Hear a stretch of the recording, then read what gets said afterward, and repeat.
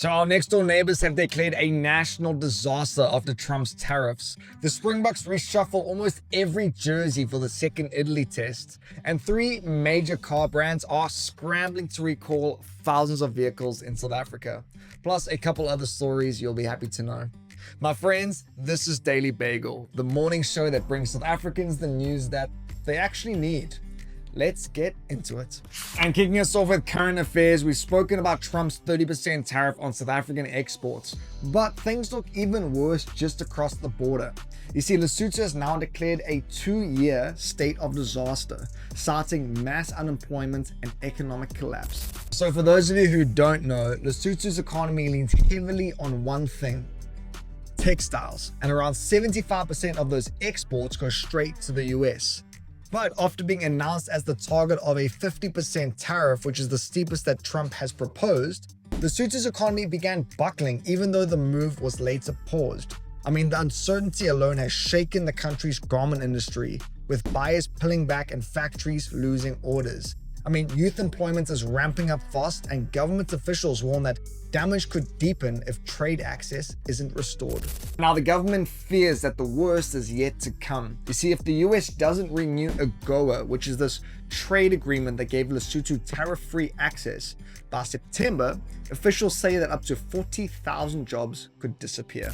This disaster declaration gives the government emergency powers to redirect spending and intervene, but many say that the damage is already done.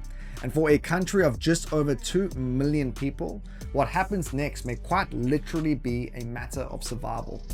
And next up, Home Affairs just got an 11 billion rand injection, and the department says that it is finally ready to shake its reputation as a national bottleneck. Now, this money will go towards digitizing IDs, launching home delivery for passports, clearing visa backlogs, and expanding overseas services for South Africans abroad.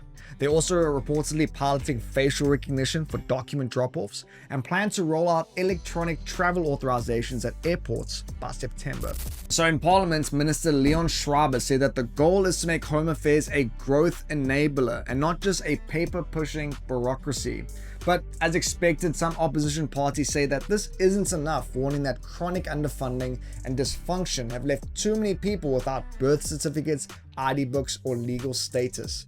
So for now, the department is promising cleaner systems, faster queues, and fewer off-line signs, but as you can expect, many South Africans, probably yourself included, will believe it when they see it.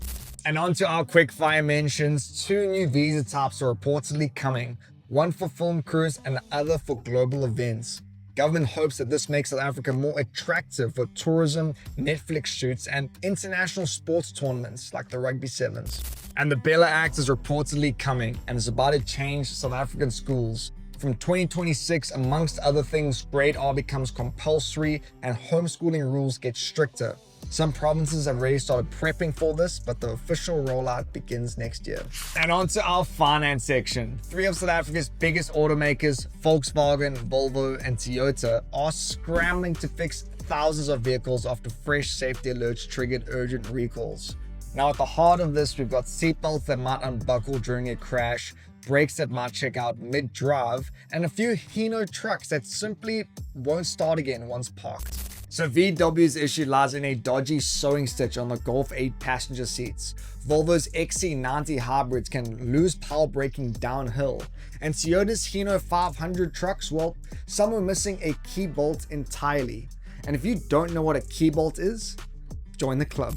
So look, recalls like this aren't rare. Manufacturers issue them when defects pose a real risk, usually after a few scary reports or routine audits. Now, no company wants to do a recall, obviously, it's embarrassing, but it's better than a lawsuit or a fatality. Now, the affected drivers here are being told to book into dealerships immediately. It's free, and in this case, possibly life-saving, especially if you're driving the Volvo. And on to our quick-fire mentions. The Trump tariff saga continues, this time with copper. You see, a 50% import duty on all foreign copper has rattled global markets, with prices jumping 10%.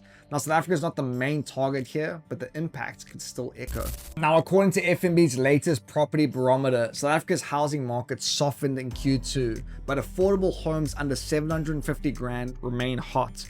First-time buyers and landlords are driving up the action while luxury listings continue to stall. And British American Tobacco says that illicit cigarettes have gutted the farming chain, wiping out nearly all black tobacco farmers in South Africa. They say that most have switched to vegetables, the rest have left farming altogether. And on to our sports section. The Springboks have rung the changes for this weekend's test against Italy, 11 of them to be exact. After a flat second half in Pretoria, Rassie Erasmus has thrown the kitchen sink at the next match. A new captain, a new bench, and 3 possible debutants. So Salman Murat takes that armband from JC Creel with big names like Asenati, Ethan Hooker, and Kobus Wiese all set for their first caps. But the spotlight won't just be on the newcomers. You see, at fullback, Willie le Roux is set to earn his 100th test appearance, joining the likes of Habana, Matfield, and Etzebeth in South African rugby royalty. It is a rare milestone for a player who has rather split opinions over the years but never stopped showing up. All in all, with Siya Kolisi still out and Italy sensing blood after that last week's second half surge, the Springbok side has a point to prove and a squad designed to do just that. And on to our quickfire mentions. The Proteas crushed Zimbabwe by an innings and 236 runs to clinch a 2-0 test series win. Captain Vean Mulder starred with an unbeaten 367 runs, the 5th highest test score in cricket history. And Christian Horner has been sacked by Red Bull after 20 years in charge. The F1 team's former boss leaves under a cloud of controversy and poor results, and Verstappen's next move just got spicier. And Banyana opened their WAFCON campaign with a 2-0 win over Ghana. A first half penalty and a quick second sealed it. They'll now face Tanzania on Friday, looking to build on their strong defensive showing. And before we continue, here is something to chew on. How many Springboks have earned 100 or more test caps? Is it A, 5, B, 7, or C, 11? We'll give you the answer at the end of the show. On to our wildcard section. South Africa's long-promised bullet train just took another step towards reality. You see, the high-speed rail line between Gauteng and Limpopo is still in the feasibility phase, but officials now say that the first stretch could be operational by 2030. So dubbed the Limpopo-Gauteng Speed Train, very creative name, the line would slash travel time between Pretoria and Polokwane from 3 hours to just 90 minutes. And if built, it would extend all the way to Messina, with stops in places like Hammanskraal and Bella Bella. So government says that this will boost trade, job creation, and regional development. But there are hurdles here: land deals, funding gaps, and a history of rail delays that leave many South Africans naturally skeptical. So construction is supposed to start in 2026, but for now it's just in a study and plan phase, which in government time could mean anything from soon to ask again in 5 years. And as for that Bagel Bite, the answer is 7 for now. You see, only 7 Springboks have ever reached 100 test caps, but if Willie takes the field this weekend as he is expected to, he'll become number 8, joining one of the most exclusive clubs in South African rugby, alongside the likes of Matfield, Habana, and Montgomery. And my friends, that's it for today's show. Thanks so much for tuning in. Be kind to one another and be sure to drop in tomorrow for the final episode of the week. It's going to be a good one. I'll catch you guys all then. Cheers.